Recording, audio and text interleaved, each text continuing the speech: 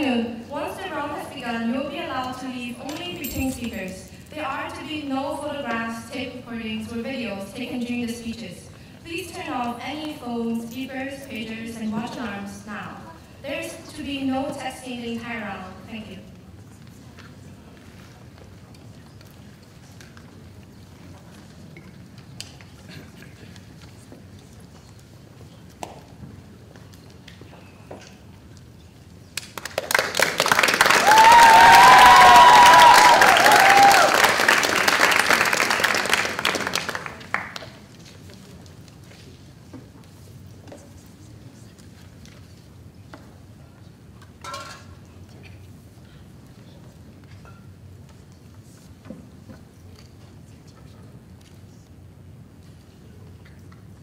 Is Prime Minister Abe leading Japan in the right direction?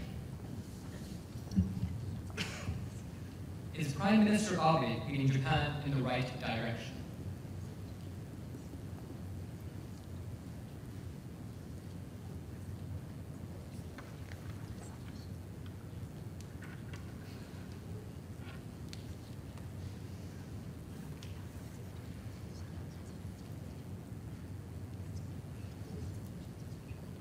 As BBC remembers, in February 2015, the Japanese economy has struggled for over 2 decades.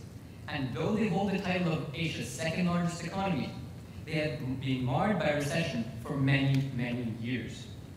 But recently, Prime Minister Shinzo Abe was elected by the Japanese people to bring recovery, to bring economic recovery to the people of Japan. And we must consider now whether Prime Minister Abe is truly doing this. And so, when asked the question, is Prime Minister Abe leading Japan in the right direction, I must answer, unfortunately, no, he is not. And this is for 2 main reasons. The first reason is that though the economy is showing signs of recovery, the economic progress will only be short-lived. And secondly, because on the side of its economy, Japan's moves towards removing its pacifist charter under the rule of Prime Minister Shinzo Abe will not help Japan in the eyes of the international community. Now on to my first point. As Reuters reported on 4th of March 2015, Japan is out of recession.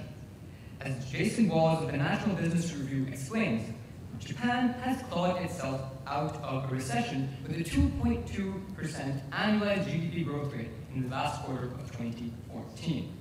Already, Japan is finally into a positive GDP growth rate after many, many years being in the negative zone. But we must consider that though these are signs of economic progress, we must look at the real details behind the economic data to understand the real economic progress that Japan is experiencing. As CNN reported on 15th February 2015, though the recession may be over, keep the champagne on ice. We must take a real look at the economic data. Yes, they experienced a 2.2% annualized GDP growth rate in the second half of 2014. But experts had already predicted that they would grow by 3.6%. So already the growth which Japan has experienced is not meeting expectations. And yet some economists argue the 2.2% was already in many ways lucky. They say it was lucky because, as Jacob Marcus of the Wall Street Journal explained on the 2nd of February 2015, though they have rebounded from recession, it was largely because, and it was fueled by, the cheap oil around the world. Now, the global oil prices fell rapidly in late 2014, and economists have been relating this to the main reason why the Japanese economy suddenly showed signs of progress in late 2014. There are a few economists who relate this to Shinzo Abe's decisions on the economy.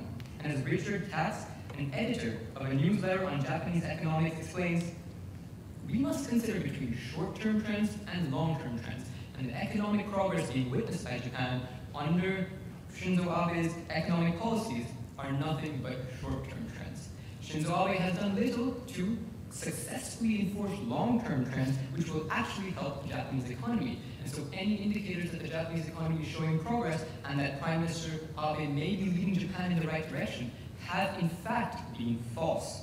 And so we must wait for a time when the oil prices will recover, and only then will we see Japan's real progress. And unfortunately for Japan, some economists, as explained by BBC in February 2014, have already been predicting that the Japanese economy could fall back into recession as early as next month. And that depends on how oil prices change.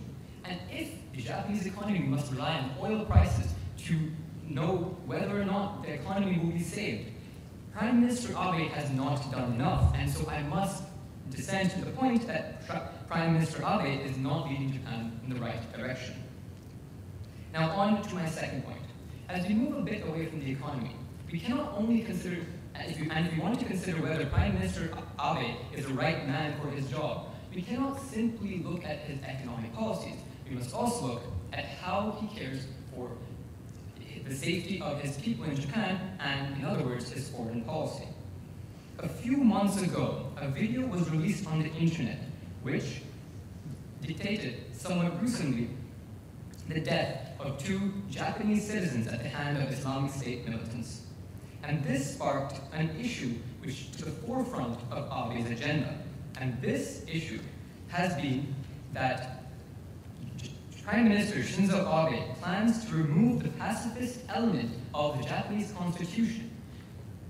Now, I'm here to tell you why this will not help Japan, and it will highlight why Prime Minister Abe is not leading Japan in the right direction.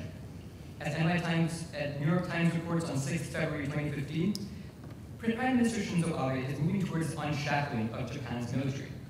He wishes to reconstruct, to a certain extent, the pacifist charter of Japan. And, as Brookings Institute remembers, this is Article 9 of the Constitution that was constructed by American occupiers, which, after the end of World War II, which prevents Japan from ever militarizing its military and its people. And the reason behind this, as explained by Martin Fadler of BBC, is that there is a new generation of Japanese in government who want to forget the past, and they want to move on. But as the New York Times explains on the 6th of February 2015, this action is sure to anger China, sure to anger South Korea, and sure to anger other victims of Japanese expansion during World War II. And so, while the Japanese people may wish to forget what has happened, the other countries and its victims will not. And these actions will make Japan very unpopular and will put Japan under scrutiny in the international community. As Haruki Murakami, a famous Japanese author, has quoted, "Nationalism is a politician's cheap liquor. You feel good when you're drinking it, but you do not act as you would normally. But all that happens is the next morning you wake up with a headache and a mess you now have to clean up." Shinzo Abe wants to show his people that we are Japan and we will fight for our people in retaliation of the ISIS beheading of the Japanese people. But it is only a form of nationalism, which some economists have gone as far as to say is to hide the failure of his economic policies to be successful. And so Prime Minister Abe is not leading Japan in the right direction because he's not only not saving the Japanese economy in the long run, but he's also putting Japan under international scrutiny and is putting Japan to an international threat. And as a whole, though Prime Minister Abe may eventually lead Japan to the right direction, he is not doing so at this moment. Thank you.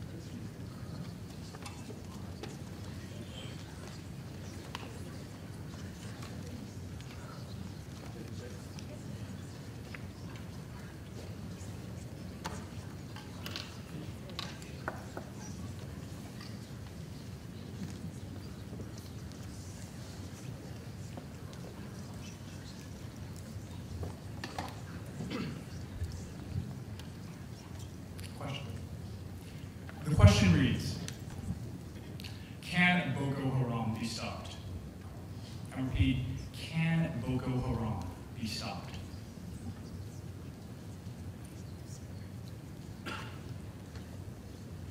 Judges ready?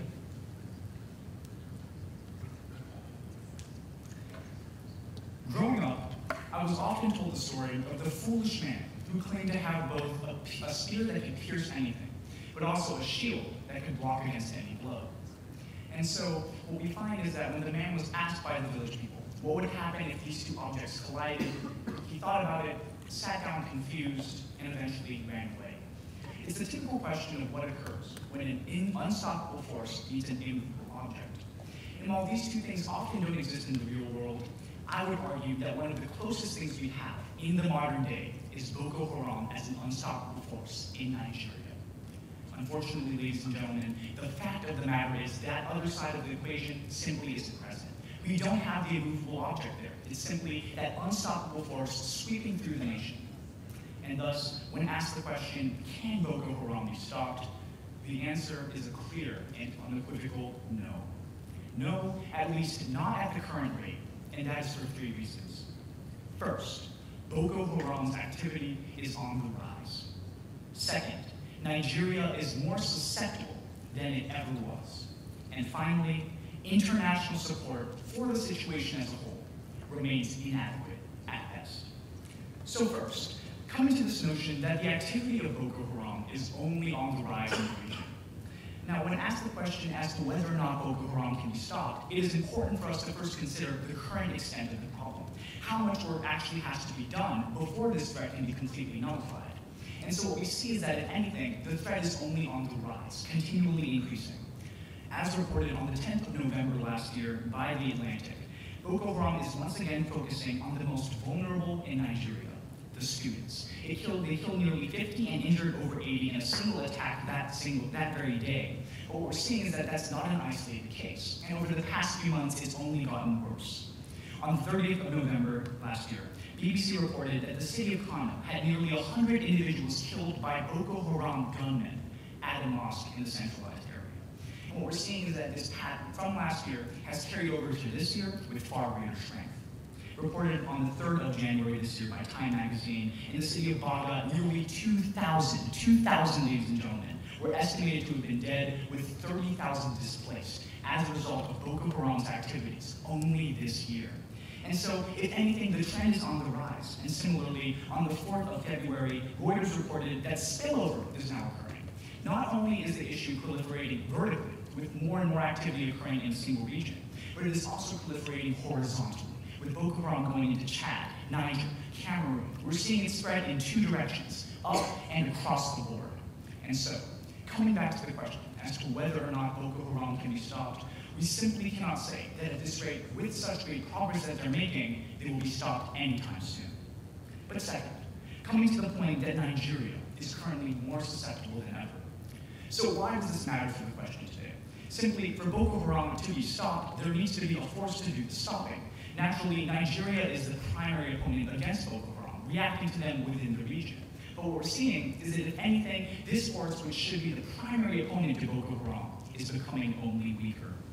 On the 7th of February this year, the Wall Street Journal reported that as Nigeria's military was deemed incapable by the African Union in responding to Boko Haram, a multinational task force was created by the AU. And we'll get to why even that task force hasn't been successful. But if anything, this shows us that even the AU itself is deeming Nigeria as incapable of militarily responding to this threat. Similarly, on the 13th of February this year, Reuters reported that an UN envoy to Nigeria determined similarly that it had not been responding adequately within the town of Kano to Boko Haram's continued offenses.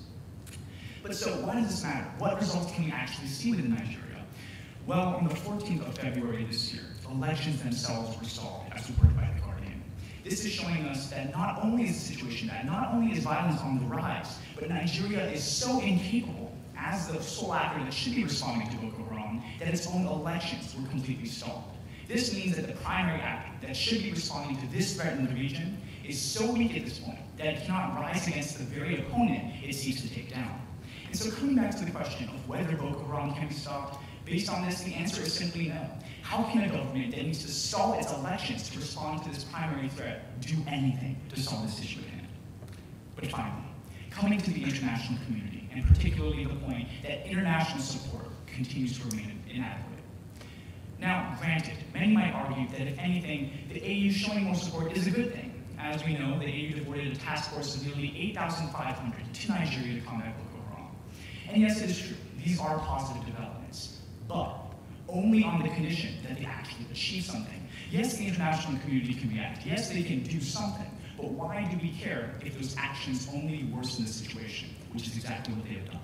On the 7th of February this year, Al Jazeera reported that despite minor successes produced by Chad through this AU force, the AU force is actually exacerbating the situation within the region, as their mandate and structure is completely unclear, and West African governments are now beginning to meddle in Nigeria's internal affairs, threatening to undermine its sovereignty by going off and carrying out operatives without the mandate of the AU. And so what we're seeing is that yes, there has been this international response, but if anything, it is worsening the situation. Similarly, on the 15th of January this year, Voice of America reported that Nigeria decided to cancel training of US troops in response to Boko Haram. This was seen as absolutely ridiculous by the international community. Not only is Nigeria receiving inadequate support, it itself is actively separating itself from those who could actually support it in this situation, refusing to train US troops to help fight against Boko Haram. And so international support has not only been ineffective to begin with, but Nigeria is isolating itself, making itself unwilling to take the support of those who are standing as its very lifeline. So fundamentally, what do we have with Boko Haram in Nigeria, and now growing across the continent of Africa?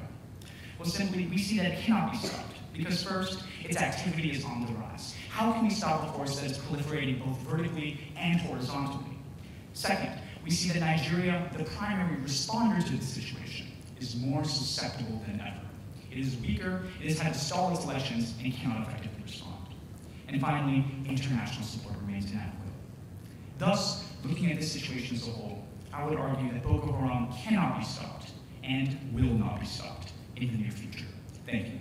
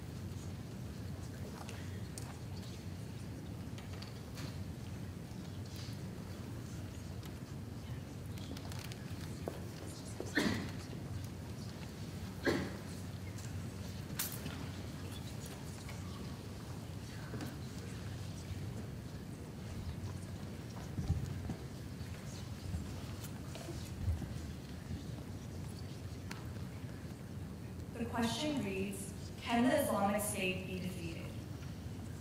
Can the Islamic State be defeated?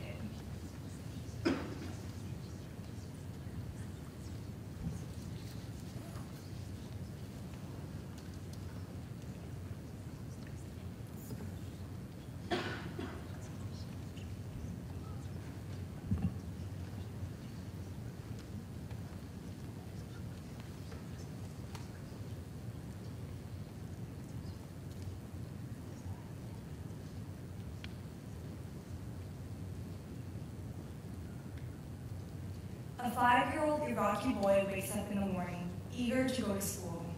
Then reality sets in. This is no longer a viable option. His town is now under control of the Islamic State, and any semblance of order, stability, peace, and freedom is no longer present. This is the unfortunate fate shared by so many people in Iraq and in Syria. This naturally leads to the question, can the Islamic State be defeated?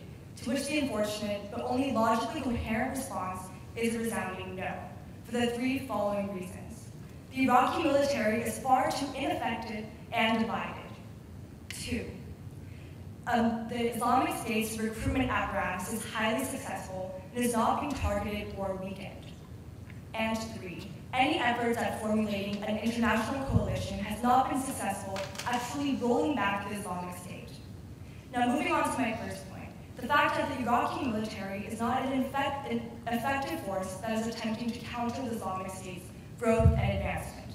As reported by The Guardian on January 1st, any efforts from the Iraqi government at trying to regain territory now under the Islamic State's control has not been effective and successful.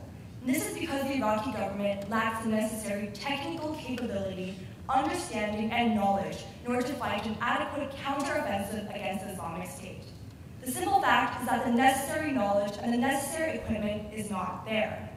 As further noted by Reuters on March 3rd, the Iraqi government has recently undertaken a counteroffensive in an effort to take back the town of Tikrit, Saddam Hussein's hometown. But many analysts are skeptical as to whether or not this will be an effective counteroffensive, whether or not the Iraqi government even has a chance at being successful in regaining this territory. This is because in the past few months, they have not acquired the necessary knowledge, the necessary technical capabilities at fighting an effective war against the Islamic State. In Syria, we see that the Islamic State has been successful at gaining control of swaths of land because of internal divisions between the rebel groups. And in Iraq, we see a complete absence of a military force that is capable of countering the Islamic State. And thus the unfortunate reality we see here is that the Islamic State will not be defeated because the Iraqi military force that is supposed to be the central and crucial player trying to roll back the Islamic State's control is not successful and highly ineffective. Moving on to my second point, the Islamic State's recruitment apparatus has been highly successful and has not really been targeted or countered or diminished in any way by Middle Eastern governments or governments in the West. As noted by CNN on February 5th, the Islamic State has been highly successful in trying to garner individuals who are willing to sacrifice their own lives, their own prospects of living a bright future for the sake of fighting for the Islamic State. Now recently, as reported by CNN on March 3rd, we have seen 3 individuals, 3 young girls from London, flying to Turkey, willing to sacrifice their lives to fight for the fundamental aspirations and objectives of the Islamic State. They have been willing to leave their peaceful suburban lives in England in order to fight for an organization they believe has a crucial objective and has a crucial goal that is correct. Now this is an unfortunate occurrence that is occurring in the world, but the undeniable fact is that many individuals are understanding that the Islamic State is somehow the option to go for them. The Islamic State has been highly successful at portraying themselves as an idealistic organization that is promoting goodwill for the world. They have been very successful in kind of intrinsically tying together the fight for their religion, the fight for Islam, is kind of an objective that people should unite behind. And because of this reason, and because that international governments and governments in the Middle East have not been targeting Islamic State's highly successful recruitment efforts, we see that Islamic State will not be defeated. People are constantly willing to fly to Turkey, to fly to Syria, to fly to Iraq in order to fight for this organization, in order to fight for this organization. And from this alone, we see that Islamic State will not be defeated, seeing it has a constant influx of individuals who are willing to put their lives on the line in order to fight for this organization. Moving on to my third point, the fact that the international coalition has been highly ineffective, not truly committed enough to fighting the Islamic State. As noted by Reuters on March 1st, the international coalition's efforts in Iraq and Syria can only be described as sporadic and intermittent. They have not been fully committed to fighting the Islamic State, and thus its efforts and its successes have really been minimal. As noted by CNN on February 22nd, Qatar, a key U.S. ally, has recently spoken out and deemed that the coalition has basically done nothing in order to truly roll back the Islamic State. The successes can honestly only be counted on one hand and are truly almost non-existent. This is because their efforts at militarily defeating the Islamic State have been kind of doing one thing here and then taking a step back and then just seeing how events unfold. They have not been willing to commit the necessary troops, the necessary military and technical capabilities to truly defeat the Islamic State. And for this reason alone, the lack of international efforts, lack of a truly global effort at fighting the Islamic State, we see that they will not be defeated, they will not be destroyed, and they will not be rolled back in the region anytime soon. As further noted by The Economist on January 3rd, many question whether or not the international community actually even regards this problem as one that is necessary of solving. Many view the failures of the international coalition as a clear indication that the international community is not invested in the Middle East, that it does not believe that this problem is one deserving of military forces, deserving of efforts at trying to roll back the Islamic State's growth. Because of this lack of a truly united and truly committed international effort at trying to roll back the Islamic State, many believe that the Islamic State in the foreseeable future will continue to exist and continue to be a problem that plagues the Middle East, specifically in regards to Syria and Iraq. Thus, I would very much like to be able to say that the Islamic State will be defeated and that peace and a semblance of security and stability can be restored in the Middle East, but unfortunately, that would be a simple lie. The fact of the matter is that in response to the question, can the Islamic State be defeated, the only truly logical and coherent response is a resounding no, and that is because of three key reasons. One, the Iraqi military simply does not have the necessary capabilities and military understanding to fight off the Islamic State. Two, its recruitment apparatus is not being destroyed or targeted by any government. And three, because the international coalition is simply not doing enough. Thank you.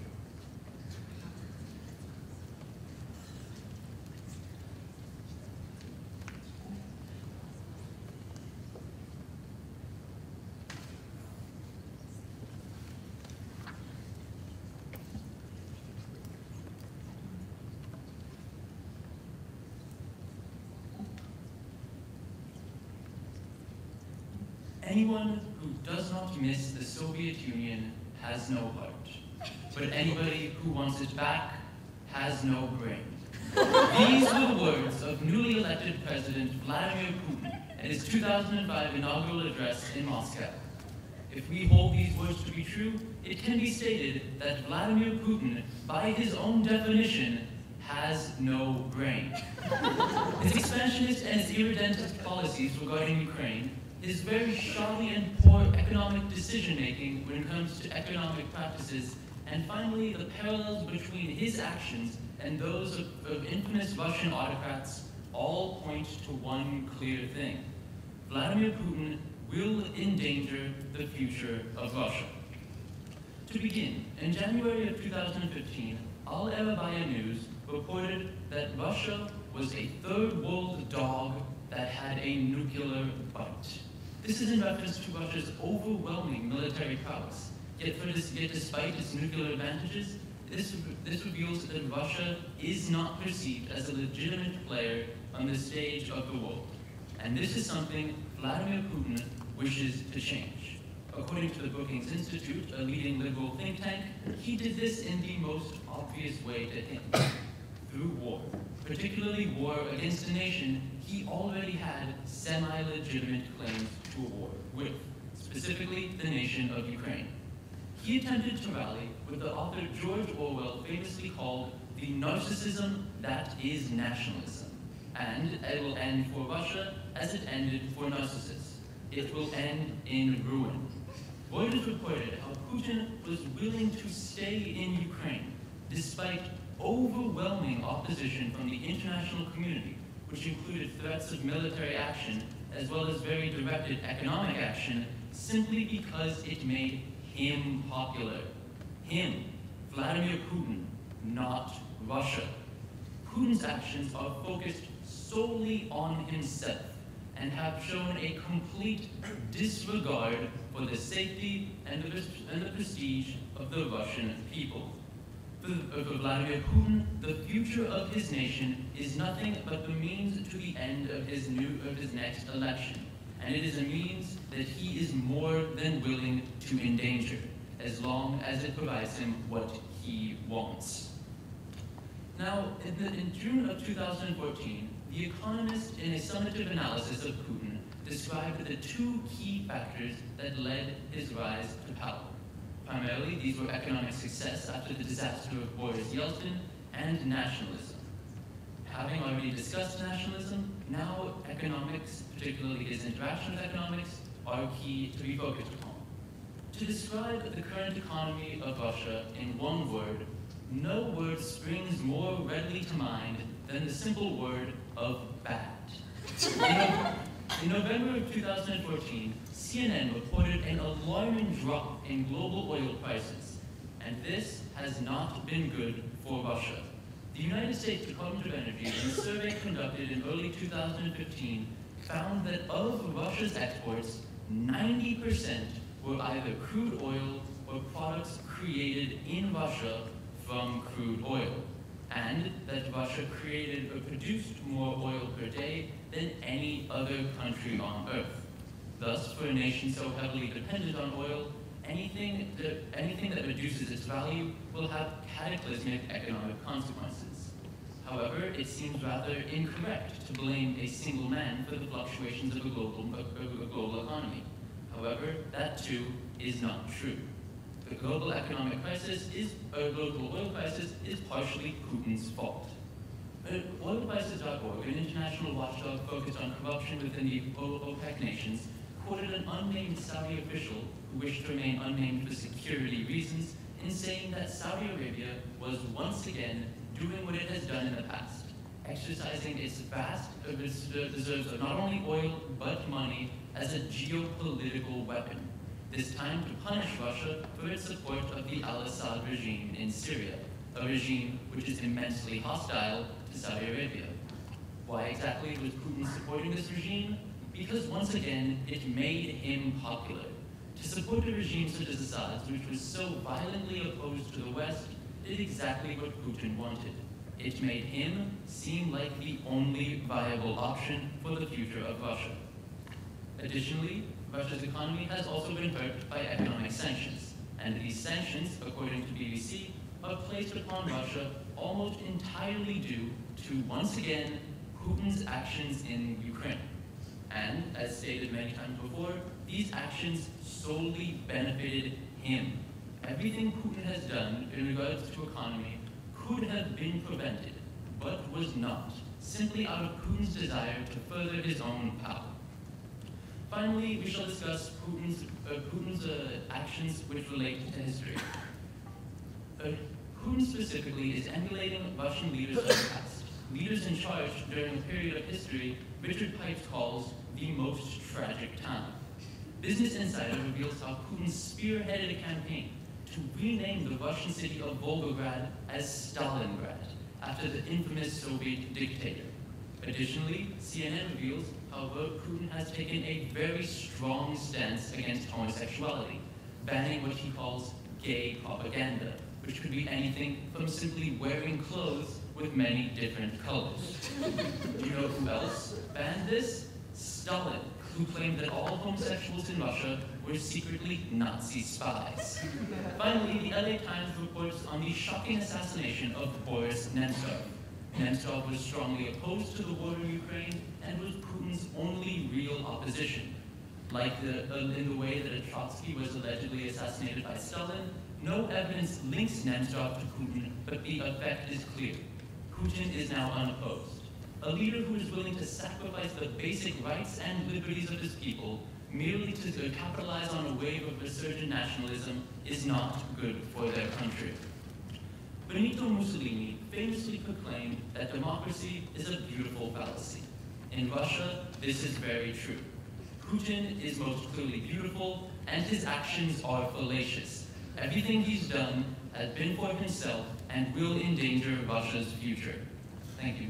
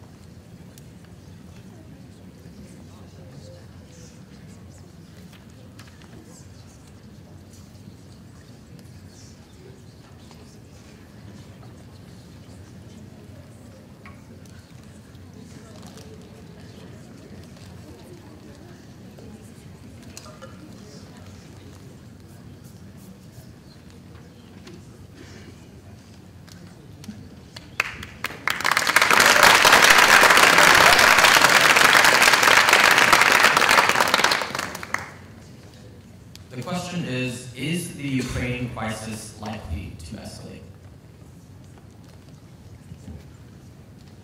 Once again, the question is the Ukraine crisis likely to escalate?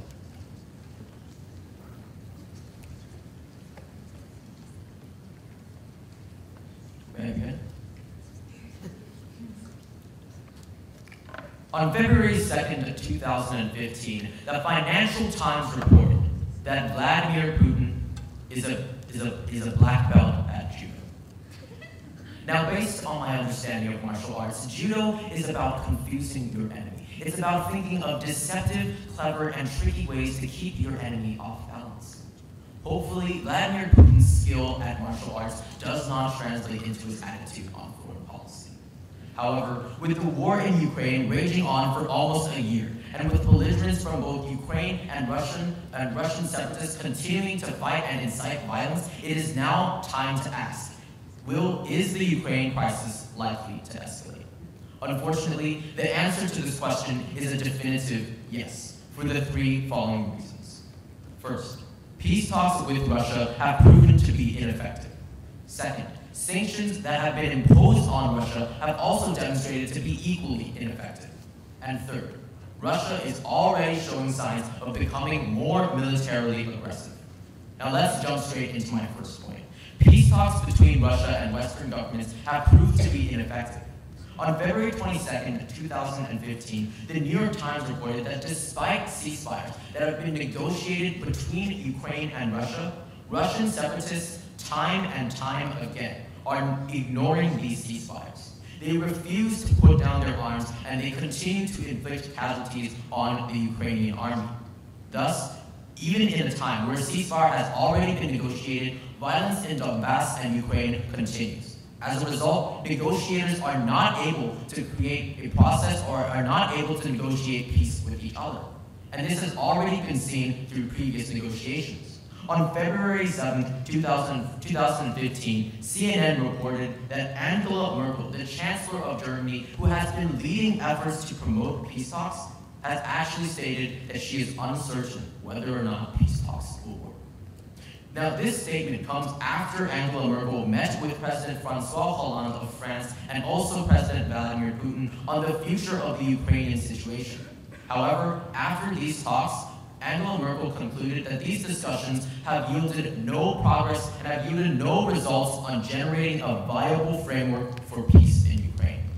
The fact that Angela Merkel, the leading proponent of peace talks and the person who has been investing the most resources and commitment to making sure that peace talks are effective, has stated herself that she is uncertain whether or not peace talks will work, demonstrate that we cannot expect these peace talks to be successful. And finally, the New York Times reported on February 7th that the United States is actually opposing the peace effort and is actually supporting arming Kiev troops in order to fight Russian separatists. The fact that the West can't even agree that they want to pursue a policy of peace demonstrates that peace talks will continue to be ineffective. And since the United States is actually promoting an aggressive action instead of promoting peace, demonstrates that the Ukrainian crisis will likely escalate. Thus, with the failure of peace talks and the likelihood that peace talks will continue to fail, the international community is left with only one other option on a peaceful resolution to the conflict, and that is through the use of economic sanctions. However, this brings me to my second point. Economic sanctions have also proven to be ineffective. On February 13, the Wall Street Journal reported that sanctions imposed on Russia have not been deterring President Putin from providing support to Russian separatists in Donbass. Despite Russia's economic difficulties due to the dropping price of oil as well as economic sanctions, Putin is actually prioritizing the expansion of his sphere of influence through the use of violent measures. And he is not prioritizing guaranteeing the prosperity of his country by submitting to the sanctions that have been imposed on him. He has not demonstrated any effort to negotiate with negotiators in order to get these sanctions lifted. And additionally, on February 2nd, the Financial Times reported that as a result of the effectiveness of sanctions, Western governments and officials and analysts have stated that they have misread Putin's determination to destabilize the region. This includes both the Merkel administration as well as the Obama administration. They are acknowledging that sanctions have been ineffective, that they are not providing a deterrent effect, and that Russia will not submit to these sanctions, and that the crisis in Ukraine will not be resolved through the use of sanctions. As a result, since sanctions are ineffective, and my first point proves that peace talks are also ineffective, it is likely that the Ukrainian crisis will continue to escalate. Now, on to my third and final point. Russia is already showing strong signs of becoming more and more aggressive. On February 6th, the Washington Post reported that Putin is pouring more of his resources, more money that could be spent on its economy, into expanding its military and also modernizing its military infrastructure. This is a clear sign that Putin is not committed to peace, and instead he is using the resources that he has in order to incite and also to exacerbate tensions between Russia and the European Union. If the Russian military continues to expand, we can see that it is likely that the Ukrainian crisis will escalate because Russia is using more and more aggressive actions. Additionally, on February 13, Newsweek reported that Russia has already used this increased military and military infrastructure to conduct several spark military drills with the intention of demonstrating a show of force to the European Union. This is an overt act of exacerbating tensions, and as a result, the Ukrainian crisis will likely escalate. But the most frightening piece of evidence is that on February 22nd, the BBC reported that Russia is actually signing more deals with Russian separatist regions. They will provide more military aid to these separatist regions so that they can continue to fight Ukrainian troops. Clearly, we see here that with belligerents getting more resources, it is impossible and it is unlikely that the Ukrainian crisis will be resolved. And Russia is actually taking foreign policy decisions that will continue to escalate this crisis. This question is no longer whether or not the Ukrainian crisis will escalate, but whether or not it will continue to escalate, because Russia is already showing signs of escalating the Ukrainian crisis. Thus, for the three reasons that I have listed, that peace talks have been ineffective, that sanctions have been ineffective, and that Russia is becoming more aggressive, unfortunately, the Ukrainian crisis will escalate. Thank you.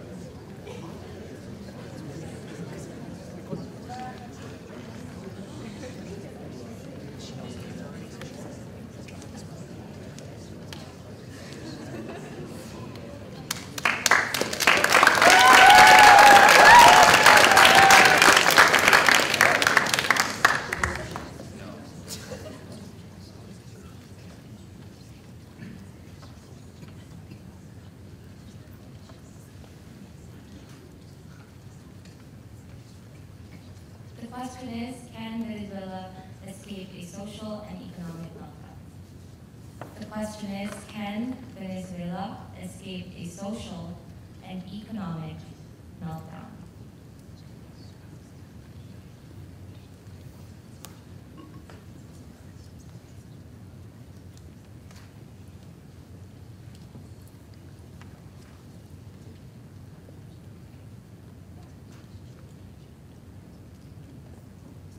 I met Hugo Chavez in my mother's womb. These were the words of an 8-year-old, which according to Reuters claims to have met the former president of Venezuela, President Hugo Chavez, before she was even born.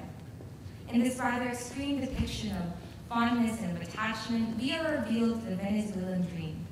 The Venezuelan dream that rested on the promises of President Hugo Chavez, the promises of prosperity and of peace. And when we realize that President Hugo Chavez died nearly 2 years ago, we find ourselves in the present asking the question, can Venezuela escape a social and economic meltdown? As unfortunate as this might be, the answer to this is simple, and the answer is no, it cannot. And this is for two main reasons. First, because Hugo Chavez has made its economy too reliant on oil, and therefore has cost it its own recovery. And second, because Nicolas Maduro, the new president of Venezuela, is unable to retain Venezuelan support. Now, going back to my first point, which goes to the fact that Hugo Chavez has made its economy too reliant on oil and has therefore cost it its own recovery. In an article by the Financial Times, Francisco Toro, an economist who writes for the paper, claims that when you see Venezuelans waiting in line for basic commodities, and when you see Venezuelans paying as much as $755 for a pack of condoms, you are seeing that the Venezuelan economy has collapsed. And this is reinforced by BBC when it claims that 95% of Venezuela's export earnings come from this single commodity. And when the CNN reports that this commodity, oil, has prices that have dropped by more than half, you're seeing the Venezuelan economy go down the drain. Now, to this, a counterclaim would be that the fact that Venezuela's economic meltdown is because of the fact that oil prices have gone so low. And while it might be easy to believe that this is the case, I do not believe this to be the case. And the Wall Street Journal agrees with this in saying that we can see that oil prices have less to do with Venezuela's economy than we would like to believe. The Wall Street Journal argues that Chavez's decision to let its economy, let oil amount to 95% of its export earnings has cost it its own recovery entirely, and I will tell you why. The Financial Times brings the example of Norway. And Norway used earnings from oil and put these earnings into investments. BBC claims that its sovereign wealth fund followed a conservative and by-the-book strategy, and suggests that if Venezuela had copied Norway's investment strategy, you would see a Venezuela whose profits amount to $82 billion in investment income, on top of $148 billion worth of oil. However, simply put, as nice as this sounds, this was not the case. And Hugo Chavez's inability to use these earnings from oil and put them into investment has ultimately cost its economy its own recovery. According to Reuters, Venezuela's foreign net position today is around $70 billion in debt and $150 billion short of where it could be. We're seeing the reality of this when we find ourselves 2 years from President Hugo Chavez, and we find ourselves in the present seeing an economic meltdown that Venezuela is unable to escape from.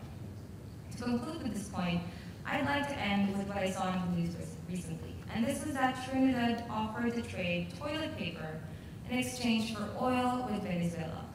When you're seeing a commodity as rare as oil amounted to as much as toilet paper, you're realizing how severe the economic crisis that Venezuela faces.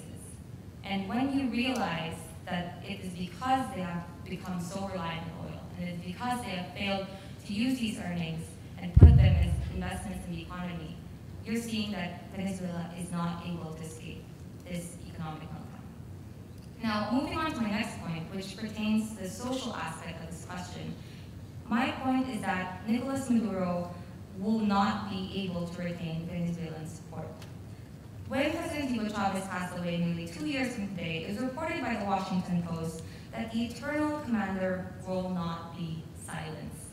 And Reuters reports what seems to be a rewrite of the Lord's Prayer coming from the Socialist Party in Venezuela in saying that our Chavez who art in heaven. And we're seeing from this that the new president, President Nicolas Maduro, has a power vacuum to fill, that the former President Hugo Chavez has left, and this is a power vacuum he cannot fill.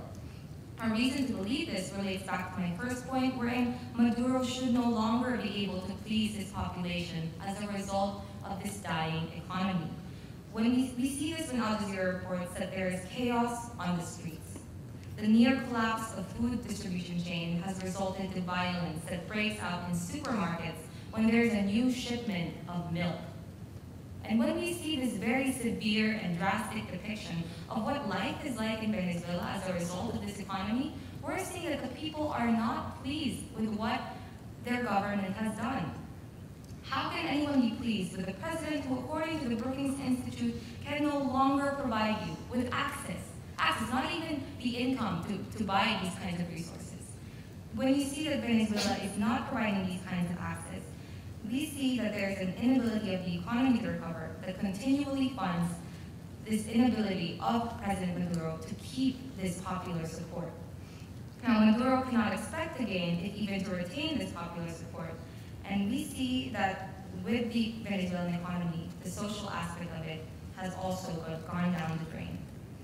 And because of this, its economy will not see recovery, and we find ourselves in a situation wherein neither the society nor the economy can recover from what seems to be a meltdown. I met Hugo Chavez in my mother's womb, our Chavez who art in heaven. As dreamy as these civilians sound, when asked the question, can Venezuela escape a social and economic meltdown, we find that no, it cannot, and the Venezuelan dream has truly evolved to become a nightmare it cannot awake from. Thank you.